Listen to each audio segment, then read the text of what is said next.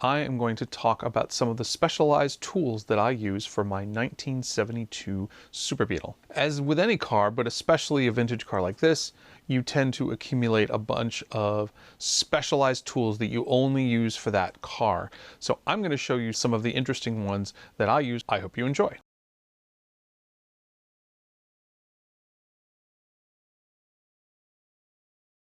You will end up with a ton of 13mm wrenches. This one is sort of really handy when you're working on the carburetor, and so the carburetor is sitting here and you reach and grab the nut on the back. This is a 10 and 13mm, a 13mm on the big side, 8mm on the small side. These are the two wrenches that I carry in my toolbox to be able to remove the engine. A specially made tool.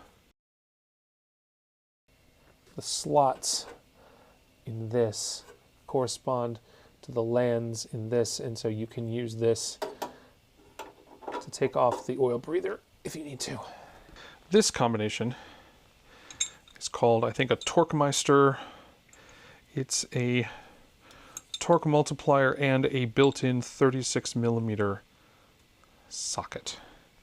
There are three 36mm fasteners on a vintage Volkswagen. One of them is the Flywheel gland nut, which is a bolt. Behind the clutch plate, at the end of the crankshaft, there is a bolt that holds the flywheel to the crankshaft. To tighten that bolt, you slide this socket onto the bolt, and then this engages with the teeth of the flywheel. And then you're able to torque it, and it gives you a 9-to-1 mechanical advantage, so you can actually get the very large amount of torque required. The other two 36mm fasteners are the two rear axle nuts that hold the brake drums on.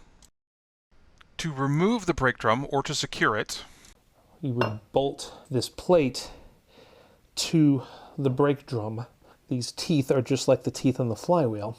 You then insert the socket over the nut, and then this gear engages with that plate that's bolted to the drum. It allows you to torque down that nut.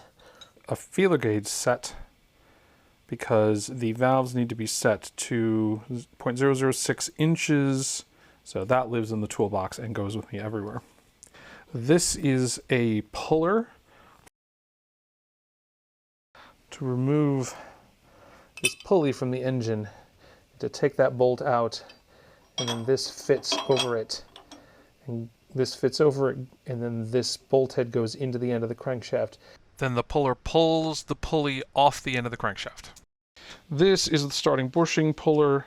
I have done a whole video about that. A tool that's used to pull the oil pump out of the case when you're if you need to replace the oil pump or do something to it with the case together. Even if you spread the case just a little bit, it's nice to have this puller. This is a clutch install tool. This tool mimics the transmission input shaft. When you install the clutch, you slide this into the clutch plate and aligns it properly. And then when the clutch clamps down on it, it's centered. So when you install the engine, that it will actually go onto the transmission. This is a flywheel lock. This just goes in one of the engine mount bolt fittings, and then the teeth engage into the flywheel and prevent it from turning. You'd have to take the nut out, put the nut on this side. The teeth here and the teeth here are not the same size. One side is for 6 volt and the other side is for 12 volt. Here is a disassembled vintage VW crankshaft. Bearing number 1, number 2, number 3 goes here. The camshaft driver gear goes here. The brass distributor gear goes here. So there's stuff all here when the crankshaft is assembled and in the engine. So when you want to take it off, you use this tool, this lip of this flange here.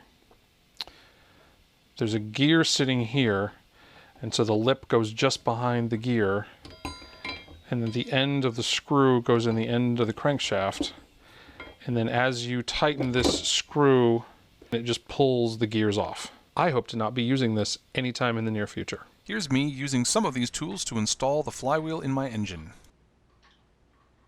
Threading in the gland nut.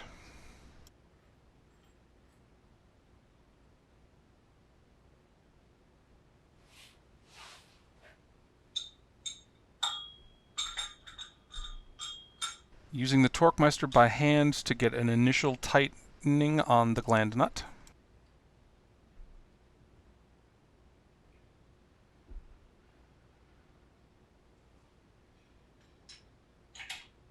Now getting some actual torque on it with a real wrench.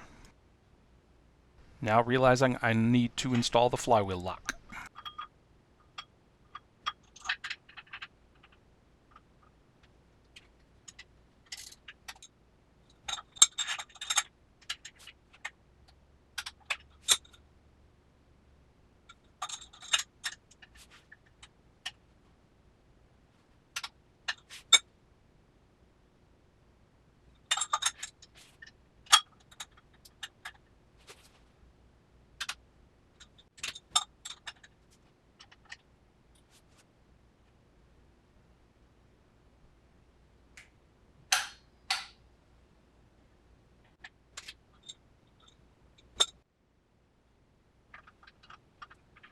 Now I will use this fancy clutch installation tool to install and torque the clutch.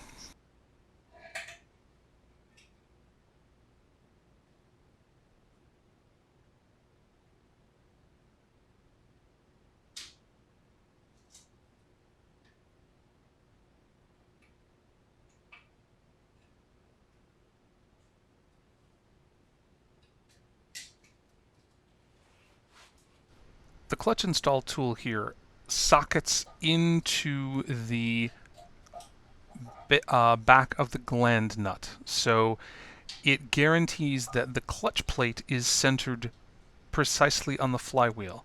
So now I'm going to take the clutch pressure plate and bolt it to the flywheel.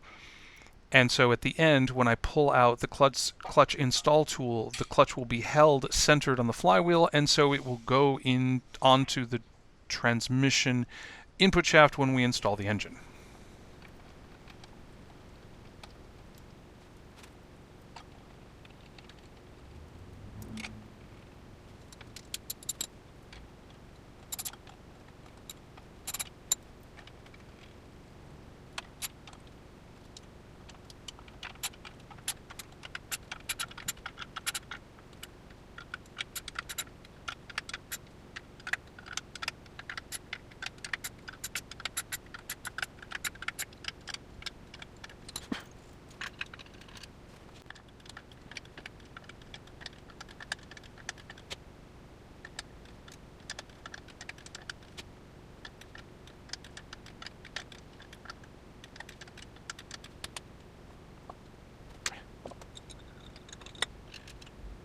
I hope that tour was interesting. I hope to be putting this car together and getting it running the spring of 2021. I want to have it running by July. Participate in maintenance of your own cars and never stop figuring stuff out.